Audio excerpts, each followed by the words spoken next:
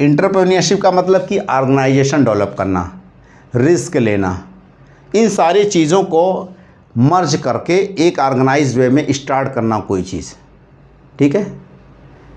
Entrepreneurship मतलब risk bearing capacity to make initiative through the organisations of these factors, these are the factors. इन factors को एक साथ मिलाना और एक इनिशिएटिव लेना ताकि कोई प्रोडक्शन यूनिट स्टार्ट किया जाए। तो इसका क्या होगा, एंटरप्रेन्योर्स का प्रॉफिट्स होगा।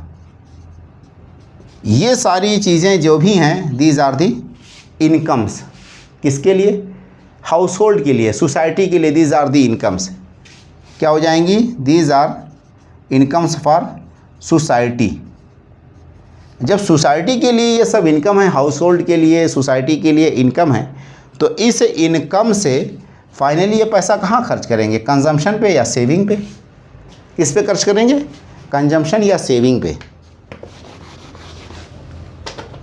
दो ऑप्शंस हैं, या तो आपका पैसा कंजम्पशन पे खर्च होगा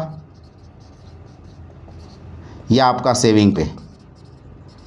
अगर आप मनी अमाउंट कंजम्पशन पे खर्च करते हैं, गोया आप डिमांड इंक्रीज़ करते हैं। कंजम्पशन मतलब कोई भी चीज़, नेसेसिटीज़, यूटिलिटीज़ वाली एसेंशियल गुड्स आप ख़रीदते हैं, मार्केट में जाके ख़रीद रहे हैं, दैट इज़ कंजम्पशन।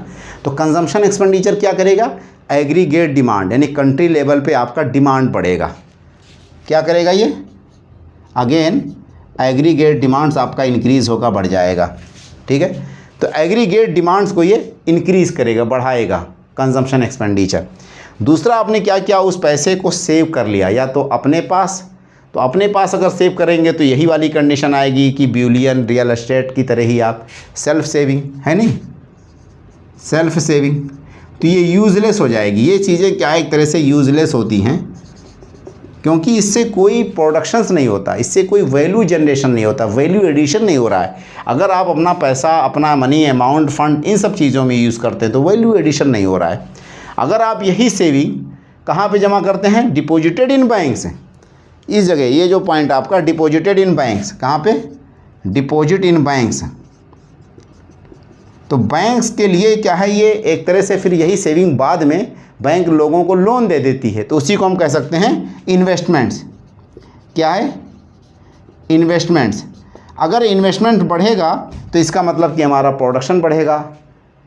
इन्वेस्टमेंट जब अगर बढ़ेगा तो प्रोडक्शन बढ़ेगा, तो नौकरियां क्रिएट होंगी, एम्प्लॉयमेंट मिलेगा, लोगों के पास इनकम आएगा, फिर फर्दर इकोनॉमिक ग्रोथ होगा या एग्रीगेट डिमांड बढ़ जाएगा। तो ये साइकिल है, परमानेंट, इस तरह से रन होती ही रहती है, ठीक है। अच्छा, नेक्स्ट पॉइंट क्या है,